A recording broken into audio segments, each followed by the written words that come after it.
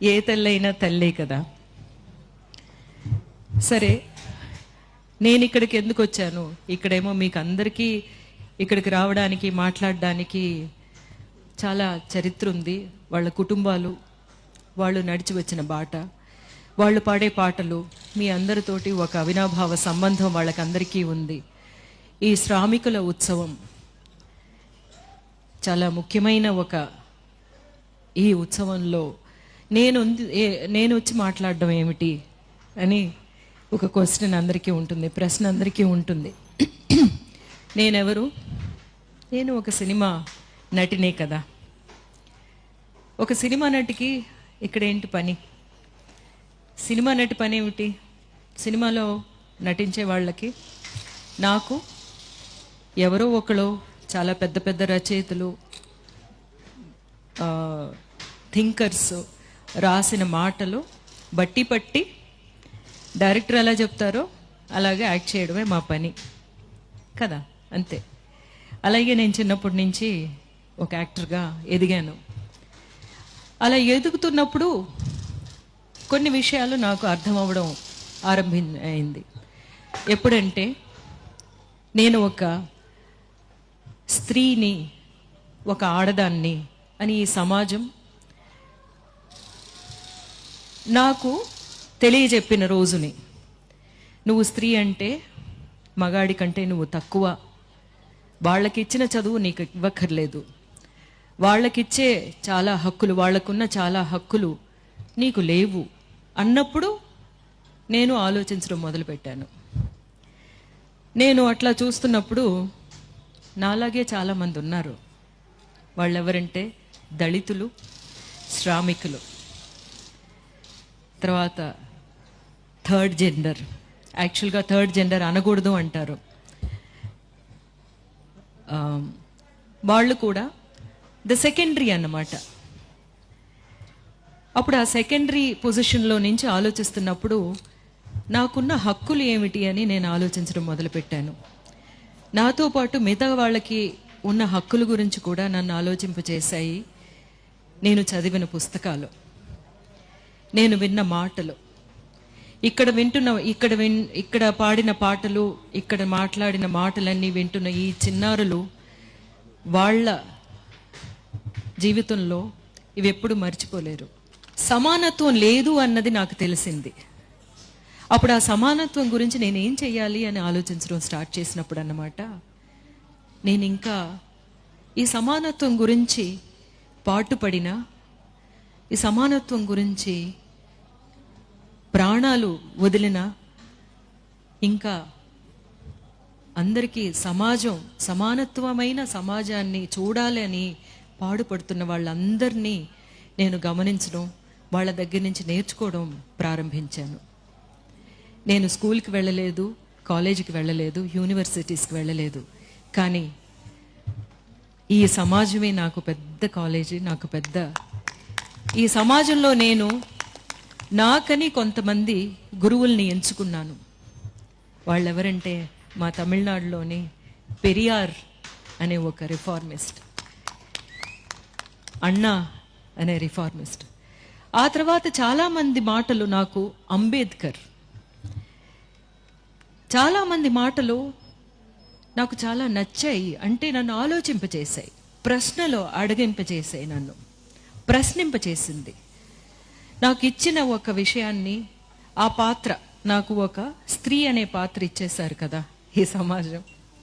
ఆ స్త్రీ ఎలా ఉండాలి అనే ఆ పాత్ర ఎలాగా మనకందరికీ ఎలాంటి విషయాలు నేర్పిస్తున్నారు చిన్నప్పటి నుంచి. పెరుగుతున్నప్పుడు ఏమంటారు, ఇలా కూర్చోవాలి, ఇవన్నీ వంటలు నేర్చుకోవాలి, ఈ పనులన్నీ నేర్చుకోవాలి. ఎందుకు? నువ్వు ఇంకొకళ్ళ ఇంటికి వెళుతున్నావు కదా, అక్కడ మా పేరు నిలబెట్టాలి, తల్లిదండ్రుల పేర్లు నిలబెట్టాలి నువ్వు. అందుకని ఒక ట్రైనింగ్ సెంటర్లోని ఒక అమ్మాయిని ట్రైన్ చేస్తున్నారు ఇంకొక చోటకి వెళ్ళడానికి కదా. ఇప్పుడు వీటన్నిటినీ నేను ప్రశ్నించాలి అనే ఒక మాట వచ్చింది, అని ఒక డౌట్ వచ్చింది. అబ్బాయిలు కూడా చెయ్యాలి కదా. కాదు అన్నారు. కొంతమంది ఏమన్నారంటే, నువ్వు ఈ మాట అడిగావు కదా, రా మా వైపు రా, నువ్వు మా కోసం మాట్లాడు అన్నారు. అలాగ వెళ్ళినప్పుడు అర్థమైంది, అలా నన్ను తీసుకెళ్ళి చేయి పట్టుకుని తీసుకెళ్ళిన వాళ్ళ అందరూ కమ్యూనిస్టులని అర్థమైంది నాకు. అప్పుడు నాకు అర్థమైంది, ఓహో నేను ఇంతవరకు మాట్లాడింది కమ్యూనిజం అన్నమాట. అప్పుడు నన్ను నేను నా కామ్రేడ్స్ తోటి చేయి కలిపాను. లేకపోతే కామ్రేడ్స్ నన్ను హక్కును పెట్టుకుని నడిపించడం మొదలుపెట్టారు. సరే, ఒక నటినే కదా, సినిమా యాక్ట్రెస్, నేనేం చేయగలను? నేను చేయగలిగింది ఒకటి ఉంది అని అర్థమైంది. నేను పడిన కష్టాలు కానీ, నా చుట్టూ ఉన్నవాళ్ళు, నేను చెప్తున్నట్టు అణగదొక్కబడిన వాళ్ళు నాలాంటి వాళ్ళే, నాకంటే ఇంకా ఎక్కువ కష్టాలు, వాళ్ళ గురించి నేను మాట్లాడవచ్చు. ఎందుకంటే నా మీద ఒక పెద్ద ఫోకస్, ఒక లైట్ పడుతుంది, ఒక సినిమా యాక్టర్ అన్న ఫోకస్ పడుతుంది. అలా ఫోకస్ని మనం దేనికైనా యూజ్ చేసుకోవచ్చు. కానీ నాకేమనిపించిందంటే, ఈ ఫోకస్ని మనం యూజ్ చేసి మన వాళ్ళ గురించి మనం బతుకుదాము అని అనిపించింది. అలాగన్నమాట, నా కళ ద్వారా, నా మాటల ద్వారా, నా ప్రెజెన్స్ ద్వారా మేము ఉన్నాం మీతో, మీ గురించి మాట్లాడడానికి మేము ఉంటున్నాం. మీకు ఏదైనా ప్రాబ్లం వస్తే దాన్ని ఒక మ్యాగ్నిఫై చేయడానికి ఒక మైక్ లాగా ఉంటాను అని స్టార్ట్ చేసిన ఒక ప్రయాణం అన్నమాట ఇది. ఈ ప్రయాణంలో చాలా చాలా విషయాలు తర్వాత తెలిసాయి. అణగదొక్కబడే వాళ్ళ గురించి, అణగదొక్కే వాళ్ళు ఏమిటేమిటి చేస్తున్నారు అని, ఏ విషయాలన్నీ మనకి ఎదురుగా తిప్పుతున్నారు అనేది. అంబేద్కర్ ఏం చెప్పారంటే, ఒక కుటుంబంలో, ఒక సమాజంలో ఉన్న స్త్రీని మనం ఎట్లా నడుపుతున్నామో, తనని ఎట్లాగా ఏ దారిని పట్టించాలి అనే విషయంలోని ఎక్కువగా అందరూ ప్రయత్నిస్తున్నారో, ఆ విషయాలన్నీ మారిస్తే చాలు మన సమాజం చాలా సమానత్వమైన సమాజం అయిపోతుంది అని చెప్పి. దానికి కారణం ఏంటంటే, ఒక స్త్రీ ఒక కుటుంబంలోని అన్నీ చెప్పి పెంచుతుంది. ఒక కొడుకు కూడా నువ్వు ఈ పని చెయ్యొద్దు, ఆడదే ఈ పని చెయ్యాలి అంటే అమ్మని నమ్ముతున్నాడు కొడుకు. కానీ మీరిద్దరూ కలిసి పని చెయ్యాలరా అని అమ్మ చెప్పి పెంచిందనుకోండి, వాళ్ళు అలా పెరుగుతారు కదా.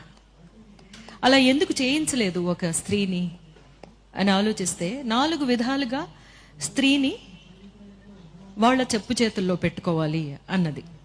ఎవరు?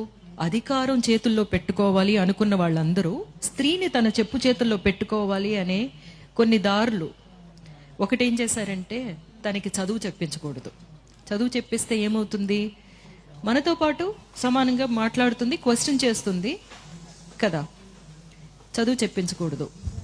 ముందుగానే బాల్య వివాహం చేసేస్తే తనకిష్టమైన వాడిని ప్రేమించడం అనే ప్లేస్కే వెళ్ళదు. తర్వాత తనకిష్టమైన వాడిని పెళ్లి చేసుకోవడానికి అస్సలు ఆ ప్రసక్తే లేకుండా చెయ్యాలి. ఒకవేళ ఏదో ఒక విధంగా విడో అయ్యిందనుకోండి, మగాడైతే రీమ్యారేజ్ ఉంది, కానీ ఆడది చేయకూడదు. ఇంకొక విషయాన్ని, ఒక చాలా పెద్ద ఒక మాయని ఇచ్చారు. దేవుళ్ళు ఉన్నారు, దేవుళ్ళ తర్వాత దేవుడు నీ భర్త అనమాట. అప్పుడు వాళ్ళు ఏం చెప్తున్నారో అవన్నీ నువ్వు చెయ్యాలి. చేయకపోతే ఏమవుతుంది? దేవుణ్ణి నువ్వు ధిక్కరించినట్టు, నీ మతాన్ని నువ్వు ధిక్కరించినట్టు, నీ సంస్కృతిని నువ్వు ధిక్కరించినట్టు అని ఒక మాయలోని స్త్రీని పెడితే ఏం చేస్తుంది? మన కుటుంబం బాగుండాలి అంటే పొద్దున్నే లేవాలి, అందరికంటే ముందు లేవాలి, అందరికంటే తర్వాత పడుకోవాలి అన్నది. ఇలాంటివి. సో ఇవన్నీ మీరు క్వశ్చన్ చేయండి అని అన్నారు అంబేద్కర్. నేనెందుకు చదువుకోకూడదు? నేనెందుకు మిమ్మల్ని ఒక ఫస్ట్గా పెట్టి నన్ను నేను సెకండరీగా ఎందుకు ఆలోచించాలి. దానికి మీరు యూజ్ చేస్తున్న ఒక టూల్ ఏమిటి, ఒక ఆయుధం ఏమిటి? ఆ ఆయుధం మీకు దేవుడి నమ్మకం ఉన్నది అందరికీ వాళ్ళ చాలా చాలా ప్రైవేట్ విషయం అన్నమాట. ఒక ప్రేమలాగా దేవుడి భక్తి ఉన్నవాళ్ళు, వాళ్ళకి అది కావాలి అనుకుంటే ఆ నమ్మకం వాళ్ళు ఉండొచ్చు. కానీ అది మిగతా వాళ్ళ మీద రుద్దడం కానీ, అందులో ఇలా చెప్పారు, ఇందులో నువ్వు ఇలా ఉంటేనే నువ్వు చాలా పెద్ద పత్ని వ్రతవి అనే విషయాలన్నీ చెప్పేసి మనల్ని అట్లా. కానీ మీరు ఇవన్నీ అర్థం చేసుకోండి. ఈ విషయాలన్నీ ఎందుకు పెట్టారు? ఎందుకంటే ఒక కులంలోంచి ఇంకో కులంలోకి వెళ్ళకూడదు, వాళ్ళని పెళ్లి చేసుకోకూడదు, చేస్తే ఏమవుతుంది అనేది ఇంకా మన ఇండియాలో జరుగుతూనే ఉన్నాయి కదా. అప్పుడు ఇవన్నీ మనం సరిచేసే ఒక విషయం ఒక స్త్రీ చేతిలో ఉంది. ఆ స్త్రీ ఈ 4 విషయాలని అర్థం చేసుకుని మనల్ని అణగదొక్కడానికి చేసిన విషయాలే ఇవి అని అర్థం చేసుకుంటే చాలు. నెక్స్ట్ 2-3 జనరేషన్లోనే అందరినీ మనం ఒక విధమైన ఆలోచనలోకి తీసుకురాగలం. సరే, ఈరోజు ఇది చాలా ఇంపార్టెంట్గా, నేను నిన్న ఒక జెండర్ ఈక్వాలిటీ గురించి మాట్లాడారు అన్నారు, కానీ నేను ఇక్కడికి వచ్చింది ఒక స్త్రీగా మీతో మాట్లాడాలి అన్న ఒక కారణం కూడాను. ఇవన్నిటినీ మనం ఇప్పుడు ఇంత శ్రామికులు ఉన్నారు, వాళ్ళ గురించి అన్న అన్న అన్న అనే పాటలు పాడారు, కానీ ఎవరైనా ఒక అక్క అని పాటలు పాడారా అని ఎప్పుడు ఆలోచిస్తూ ఉంటాను నేను. ఎన్ని పాటలు అన్న, ఆయన మాత్రమే శ్రమిస్తాడా? ఆయన శ్రమించి వచ్చి ఆ డబ్బులు తీసుకొస్తున్నారు. అహోరాత్రులు ఇంట్లో శ్రమించే అక్కని పట్టించుకోడు. మనం జీతాలు లేని శ్రామికులం కదా, పుట్టుకతో శ్రామికులమే, అవునా? ఎందుకలా అవ్వాలి? అవ్వక్కర్లేదు. నువ్వు కూడా వంటింట్లోకి వెళ్ళి ఆ బియ్యం నీళ్లలో పోస్తే ఆ బియ్యం ఉడుకుతుంది. ఆడదాని చేయి తగితేనే ఆ బియ్యం ఉడుకుతుందా? ఆ బియ్యం అంటుందా నీతో? నువ్వు మగాడివి, నీ చేతితో వేస్తే నేను అన్నం అవ్వను, ఆడ చెయ్యి తగిలితేనే నేను అన్నంగా ఉడుకుతాను అని అంటుందా? అది లేదు కదా. సో నెక్స్ట్ జనరేషన్కి మనం చెప్పాల్సిన విషయాలు ఇవన్నీ అని మన కామ్రేడ్స్కి కూడా అప్పుడప్పుడు చెప్తూ ఉండాలి అన్నమాట. అది మిగతా శ్రామికుల గురించి ఇన్ని గొంతు దించుకుని పాడేవాళ్ళు, మా గురించి కూడా ఇంట్లోకి వెళ్ళి కొంచెం పనులు చేసి పెట్టండి. ఇప్పుడు సమీపంలో గర్ల్ ఫ్రెండ్ అని ఒక పిక్చర్ చూస్తుంటారు. ఆ పిక్చర్లో ఉన్న ఒక్క సీను, మీ ఇళ్ళకి వెళ్ళితే మీ అమ్మో, మీ అక్కో, మీ అత్తో, వాళ్ళందరూ ఆ క్యారెక్టర్లో కనిపిస్తారు కదా. అప్పుడు మీరు ఇక్కడ బయటకు వచ్చి ఇంత అభ్యుదయ భావాలు మాట్లాడుతున్న వాళ్ళు కూడా ఇంటికి వెళ్ళినప్పుడు మీరు ఎలా ఉన్నారు మీ ఇంట్లో ఉన్న శ్రామికులతోటి అనేది ఆలోచించండి. చాలామందిని నేను చూశాను, ఇంట్లోనే అందరికీ అన్ని పనులు పంచుకుని చేసుకునే చాలా కుటుంబాలని నేను చూశాను. బట్ నేను ఇంకా ఇక్కడ ఇలా చెప్పకపోతే మిగతా వాళ్ళకి అర్థం అవ్వదు, అందుకని మిమ్మల్ని గాయపరచాలని కాదు. ఈరోజు తీసుకున్న ఒక ముఖ్యమైన విషయం గురించి కూడా మాట్లాడాలి. మాదక ద్రవ్యాలు మనకి ఇప్పుడు ఉన్న సొసైటీలోని మనల్ని కంట్రోల్ చేయాలి అనే విషయాల్లోని ఇది ఒకటి మీకు చాలా ముఖ్యమైన విషయంగా తీసుకుంటున్నారు అని అనిపిస్తుంది నాకు. యంగ్స్టర్స్ని ప్రక్కదో పట్టించడానికి వాళ్ళ సెన్సెస్లో ఉంటేనే కదా వాళ్ళు బాగా చదువుకోవాలి అనే విషయానికి వెళతారు. చదువుకుంటే అందరూ చదువుకుంటే పల్లకులు అందరూ ఎక్కేస్తే పల్లకి మోసేది ఎవరు అని అడుగుతున్నారు. నేనేమంటానంటే పల్లకులోని ఎవరు ఎక్కొద్దండి, మనం అందరూ కలిసి సమానంగా నడిచి వెళదాము అని అనాలి. మనం ఆ పల్లకెందుకు అనేది మనం అడుగుతామని. ఆ పల్లకులు మేము మొయ్యమని చెప్తామని మనల్ని ఎట్లాగా, మన పిల్లల్ని, మన యంగ్స్టర్స్ని ఎట్లాగా తప్పుదోవ పట్టించాలి అనేది చూస్తున్నారు. వీటికన్నిటికీ మనం మన సంఘంలో, మన సమాజంలో ఉన్న ప్రతి ఒక్కరూ చాలా చాలా చాలా క్లియర్గా గమనించాలి. మన పిల్లల్ని మనం మంచి దారి పట్టించాలి అని చెప్పి అంటున్నాను. ఎందుకంటే అది ఎలా వస్తుందో తెలీదు. ఫ్రెండ్స్ ద్వారా వస్తుంది. ఫ్రెండ్స్ ఒకళ్ళు నేను చేస్తున్నాను రా, నీకేంట్రా భయం అంటారు. ఫ్రెండ్స్ మధ్యన ఉండే ఒక స్టైల్ కోసం, నేను మీతో సమానం అని చెప్పుకోవడం కోసం ఫస్ట్ టైం వెళుతుంది. ముందుగానే చెప్పాలి, మీరు ఇంకొకళ్ళు దొంగతనం చేయకూడదు అనే విషయాన్ని మనం చిన్నపిల్లల నుంచి చెప్పి పెంచుతున్నట్టు, ఇలాంటి విషయం నేను ఎవరైనా చెప్తే వద్దు అని చెప్పడం మాత్రమే కాదు, మీ కుటుంబంలో ఎవరైనా ఒకళ్ళు ఉంటారు, వాళ్ళని ఎగ్జాంపుల్గా చెప్పి మాకు ఇలా జరిగింది, ఆయన పోయిన తర్వాత వాళ్ళ ఫ్యామిలీ ఎలా ఉంది చూడండి అని వాళ్ళనే సమరులుగా తయారు చేయాలి. ఈ ప్రాబ్లంని మనం ఇలా తప్ప వేరింకే విధంగా ఎరాడికేట్ చేయలేం. అఫ్కోర్స్ ఫోర్సెస్ ఏమో పోలీస్ కానీ లేకపోతే సిస్టమ్ కానీ దాన్ని క్లియర్ చేయాలి అనేది మనం డెఫినెట్గా చెప్తూనే ఉన్నాము. కానీ కుటుంబంలో ఉండే వాళ్ళకే, ఎస్పెషలీ పేరెంట్స్కే, తల్లిదండ్రులకే తెలుస్తుంది తన బిడ్డ ఒక చిన్న తేడా కనిపిస్తుంది. ఆ తేడా కనిపించినప్పుడు వెంటనే దాన్ని సరిచేయాల్సిన ఒక బాధ్యత మనకు ఉంది. మనం చెయ్యాలి, ముందుగానే చెప్పాలి. ఎట్లాగా బట్టలు వేసుకుని వెళ్ళాలి, నువ్వు బయటికి నగ్నంగా వెళ్ళకూడదు అని చెప్తున్నాం కదా, అది మనం చెప్పే కదా. It's a behaviour, learned behaviour. మన మన మనుష్య జాతికి అంతా లర్న్డ్ బిహేవియర్ అనమాట. ఇప్పుడు మనం అందరం చీరలు కట్టుకుంటున్నాం, ఈ అలవాటు కాబట్టి మనం కట్టుకుంటున్నాం. వాళ్ళు షార్ట్స్ వేసుకుంటున్నారు, అది వాళ్ళకి అలవాటు. లేకపోతే స్కర్ట్ వేసుకుంటున్నారు, గౌన్లు వేసుకుంటున్నారు, అది వాళ్ళకి అలవాటు. మనకి ఈ భాష కూడా మన అలవాటే, మన తల్లిదండ్రుల ద్వారా వచ్చింది. అలాగే మన అలవాట్లు కూడా డెఫినెట్గా మనమే ముందుగా చెప్పాలి, వాళ్ళని క్లియర్ చేయాలి, మంచి త్రోవ పట్టించాలి. అది చాలా ఇంపార్టెంట్. మా అబ్బాయితో నేను అదే అన్నాను. ఎందుకంటే దీనివల్ల బాగా ఎఫెక్ట్ అయింది మా ఫ్యామిలీ, మీకు తెలిసిన విషయమే. వాడితో నేను చెప్పింది ఏంటంటే, ఎవరైనా ఏదైనా ఆఫర్ చేస్తే I got affected by this, అందువల్ల నువ్వు వాళ్ళని మంచిదారి పట్టించాల్సిన ఒక బాధ్యత నీ మీద ఉంది అని చెప్పిన తర్వాత వాడు చాలామందితో మాట్లాడానని చెప్పాడు. అదే మనం చేయాల్సింది.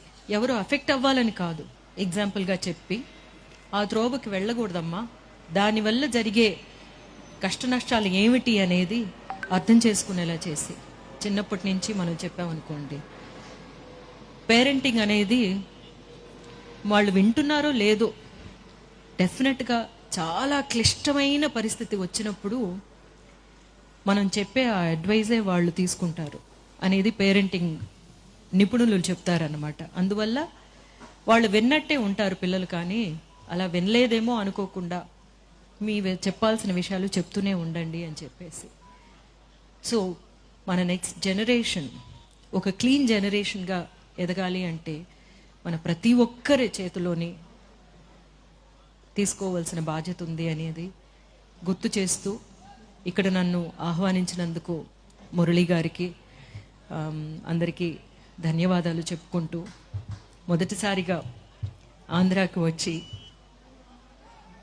మన విషయాలు మాట్లాడడానికి ఒక సందర్భం దొరికినందుకు అందరికీ కృతజ్ఞతలు చెప్పుకుంటూ, రేపటి నుంచి జరగబోతున్న ఈ వేడుక చాలా పెద్ద